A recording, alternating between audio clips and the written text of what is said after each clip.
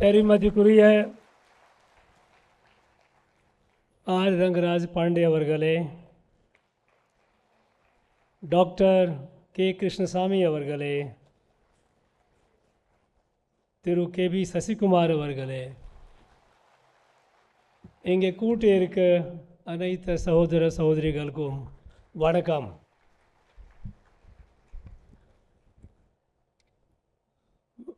When I got the invitation that it is the 4th anniversary of birth anniversary of Chanakya, I was wondering because I knew the profile, I knew the reach, knew the access or impact it has made.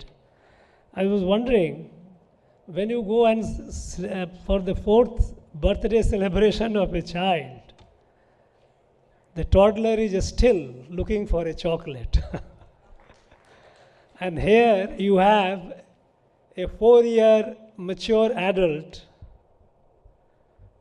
that has made an impact on the society. I must say the positive impact. It goes to the credit, this precocious maturity, it goes to the credit of Thiru Pandey, his background, his commitment, his professional integrity, and commitment to the service to the nation.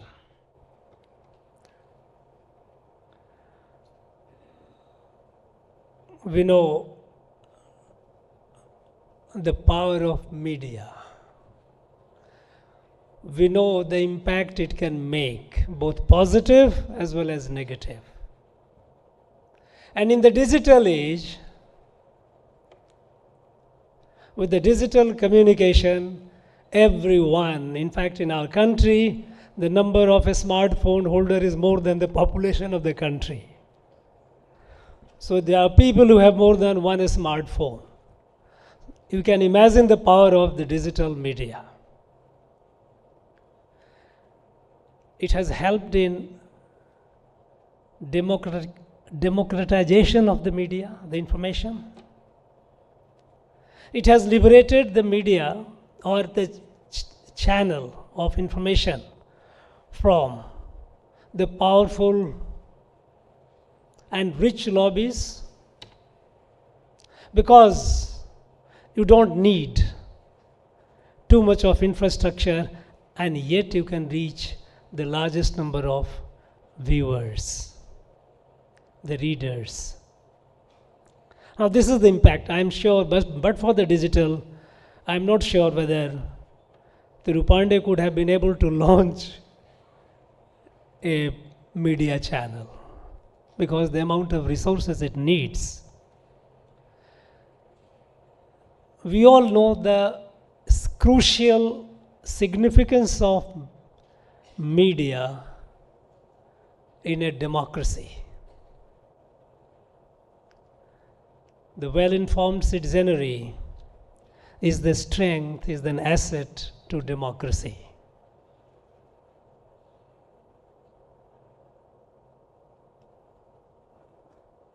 And to keep the people informed and properly informed is the responsibility of the media. Today, we all know that the politics is all pervasive, and every political entity is competing for the eyeballs of the people. The fight for the soul of common man is on, unrestrained. And in this battle, each one trying to catch the eyeball of the common man and win over the soul, you have countless, you have flood of information or flood of something which is being dished out in the name of information.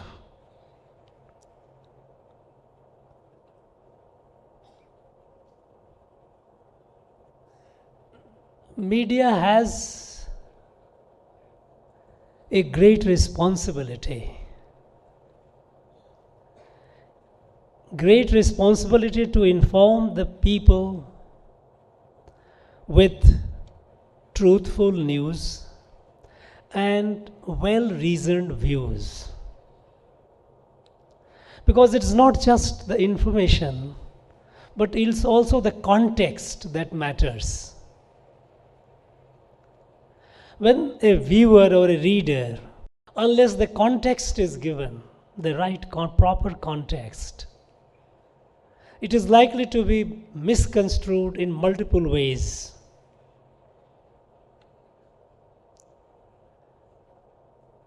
It can evoke emotions instead of reason. And when it invokes or when it evokes emotions, it can play havoc. We have seen even in the recent past. And we have been witnessing it time and again. The evocative power of media, especially the digital media, because it reaches fast and reaches the farthest and the widest range of audience.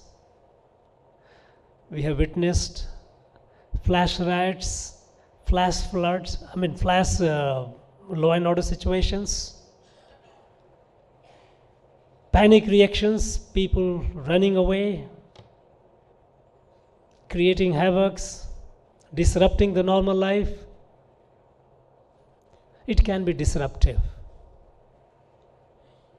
And so, this medium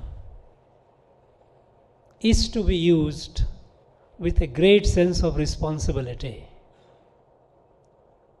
Its commitment to truth is, of course, non-negotiable, should be non-negotiable. Unfortunately, because the power it wields, at times, those running these houses, they drift away from their responsibility. At times, it appears becoming a propaganda instrument to promote someone. Now, this is an aberration I think we must guard against. It has responsibility to the society and responsibility to the nation. When we think about media's social and national responsibilities, when we go back, we find in the past, there were great people, great media people, great journalists, those who acquitted themselves so well in both the areas, social responsibility as well as national responsibilities. One such name strikes me prominently is our Bharathiyar. Now, Bharathiyar, the way, in a short span of life, as if his life was a campaign to take the social cause as well as the national cause. I had the fortune to read some of his writings. Of course, I am yet to grasp fully what he wrote in Tamil. I am sure he must have written far more powerfully in the language, because after all, it's a very, very powerful language, very, very rich language. But recently, Hindu had published a compendium of his writings to Hindu. And when I read this, one gets a goosebump. Look at the issues that he raised. Social issues, caste discrimination, social discrimination, gender discrimination, untouchability, access to temples. he campaigned against all these discriminations very powerfully.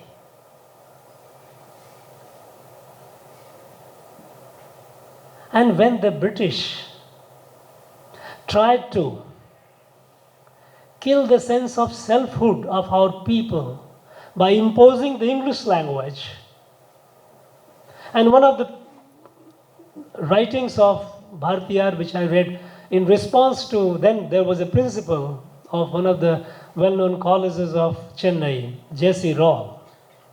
British were trying to not only promote, but in a way keep Tamil to the primary level and all the subsequent education only in English, saying that English was the only way to uplift the people, to keep them educated, to make them educated. J.C. Rall made a very powerful argument, not exactly powerful in substance, but he tried to. He was articulating what the British imperialists were trying to do. And at that point of time, Bharathiyar's response was remarkable in defense of Tamil language. He said that, look, Mr. Rall, he calls him by name, look, you are mistaken. You are underplaying the rich literature of Tamil, right from the Sangam period, right from if you look at the vastness and richness of it. It is the mother tongue that should be and that must be the medium of education. At that point of time, standing up to the British, coming up with a cogent, coherent and powerful argument in defense of Tamil language, when the language was under threat. It's a different thing that there are some people today sitting at very high positions, they openly, they publicly admit, they say they canvass the British rule was a blessing. But for the British, Tamil people would not have been educated. There would not have been education in Tamil. This is this is colonization of the mind. But Bharathiyar, how powerfully he took it. And it was impactful.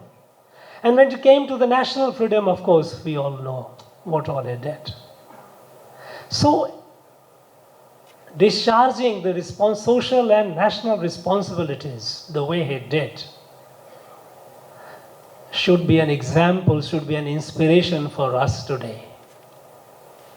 There are many media houses started by very stalwarts, well-meaning people, committed to the cause of the society and the nation. But somehow over the period of the time, it drifts. It tends to drift. After all, we are human beings. So, the responsibility that Chanakya would have and the challenge that they would face in future is to keep its compass correct, poised. Today it has earned the credibility, it has earned the trust because of its truthfulness, its impartiality, and its commitment to the cause of the society and the nation. It needs to keep itself and its team reminding time and again. Because there is a saying that it's easy to build a road, difficult to maintain it. It is easy to build a new channel. It is difficult to keep it rooted to its values. I'm sure so long Sri Pandey is around, it will not deviate, it will keep the compass ready. At a time today when it comes in the contemporary world, contemporary time, we have a large number of social issues also. We have untouchability, we have deprivation, we have poverty, we have hunger in this very state of Tamil Nadu. These are, when at the macro level things look bright and beautiful. But when we look at the micro level, there are issues. We have now and then we hear the story of untouchability. We hear the story how some people are being denied access to the temple. We also know how educational standard in our government schools are going down. Today, in fact, I was going through the CAG report. I was shocked that over 73% of our children of Tamil Nadu in high and higher secondary school, they go to private school. Only 27% children, they go to government school, even though we have a wide network of government school and our government teachers are paid well. Why? There is a decline in the values. I think these are cause of worries. Because this society, the country cannot grow if we have some of our people left behind. We cannot afford to have imbalances in the society. We cannot afford to have imbalances in the regions. The change that is being experienced by the country today, at the country level, is fundamentally because the way now the country is being looked at and the problems of countries are being looked at. The country which was looked at earlier in terms of regions,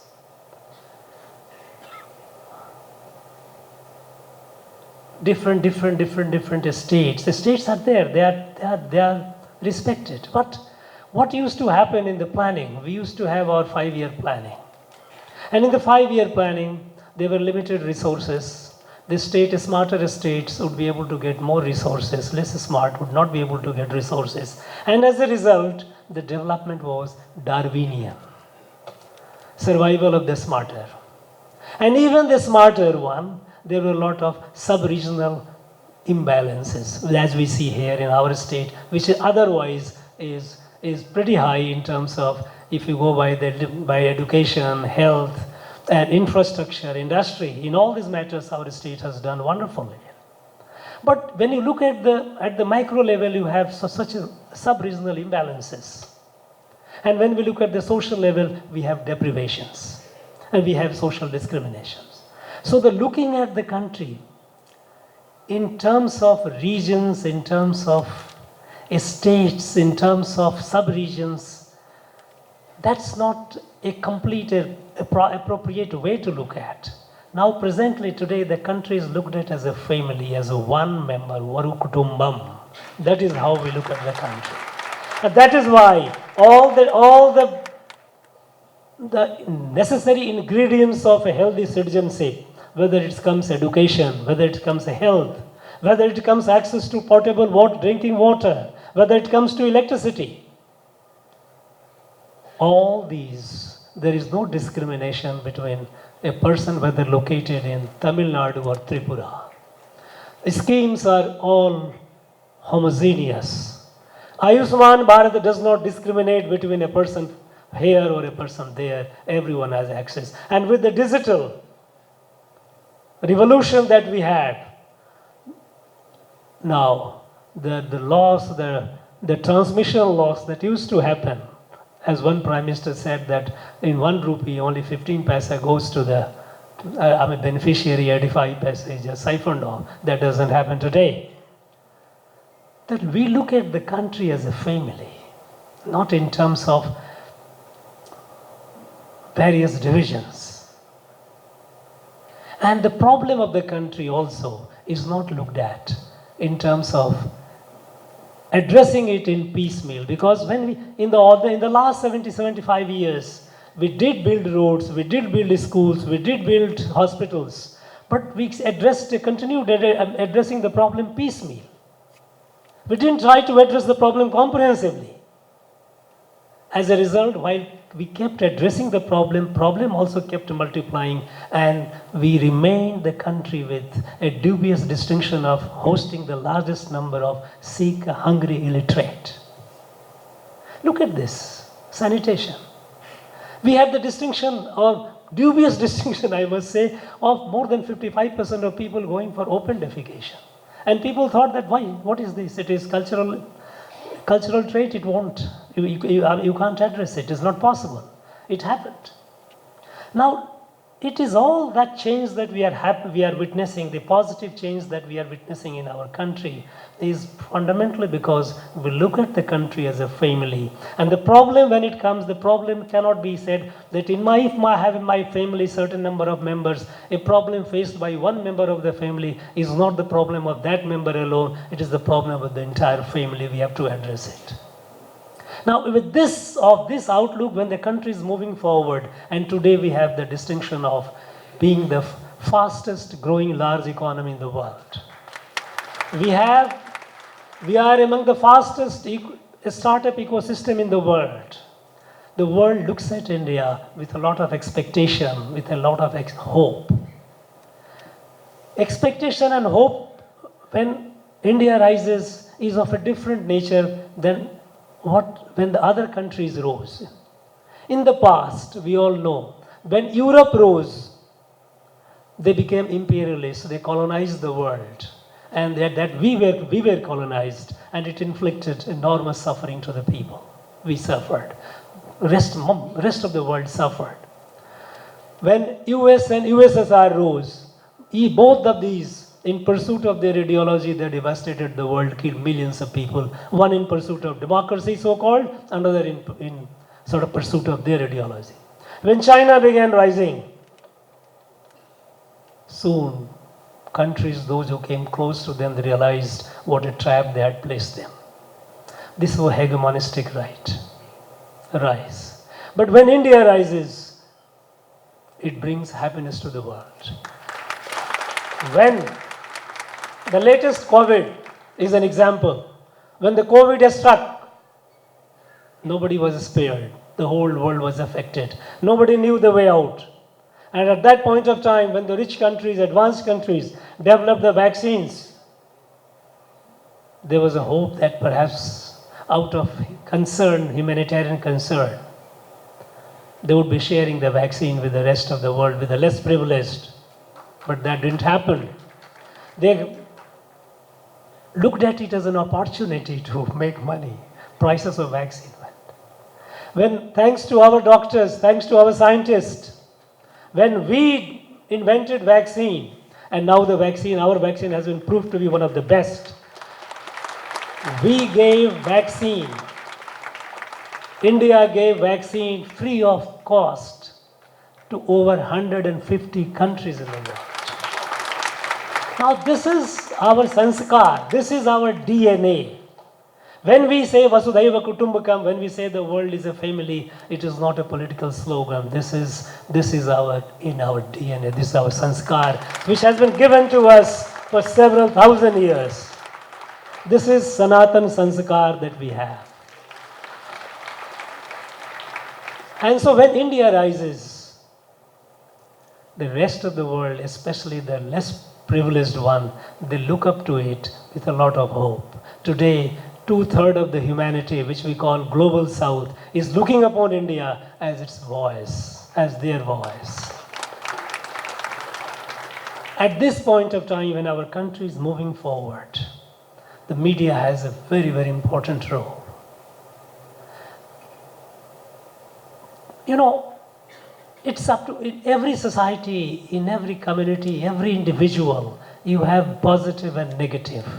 No one is a perfect saint, no one is a perfect sinner. It's a mix. Now, if we keep building on the negatives acquires momentum. It drags the energy, it retards the growth, it demoralizes the people.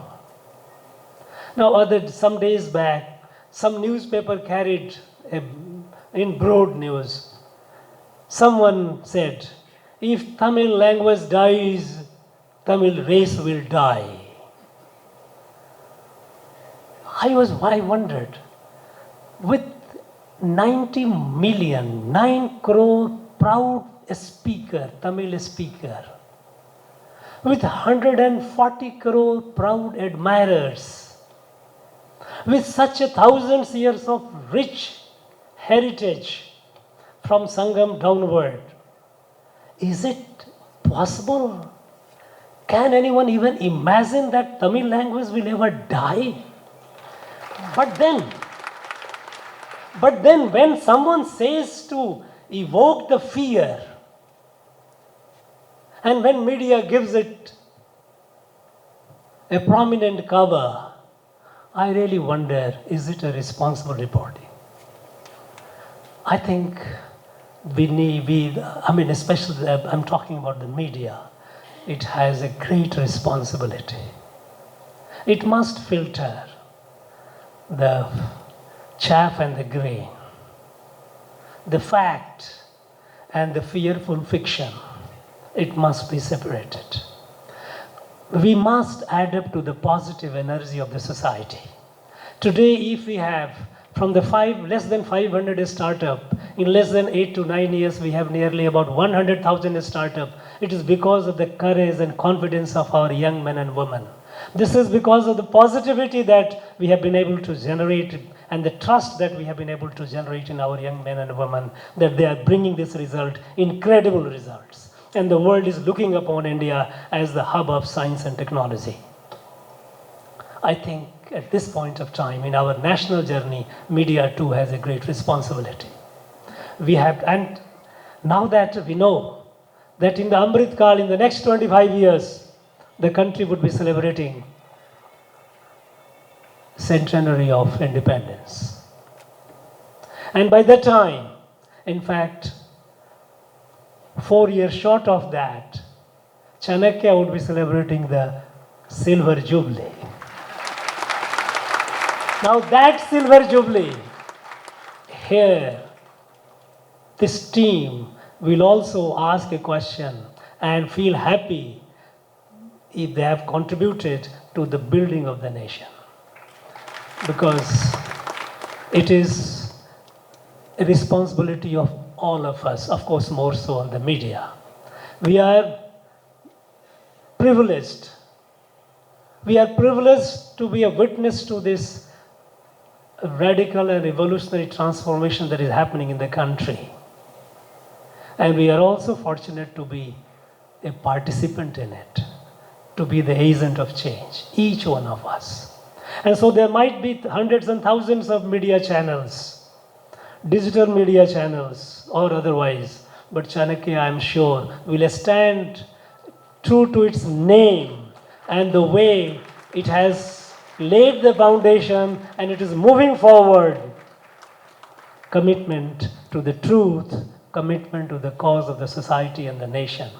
I wish Chanakya all the very best in the long, long journey, and all the members of the team the very best. My warm wishes, greetings to all of you. Thank you very much. Jai Bharat.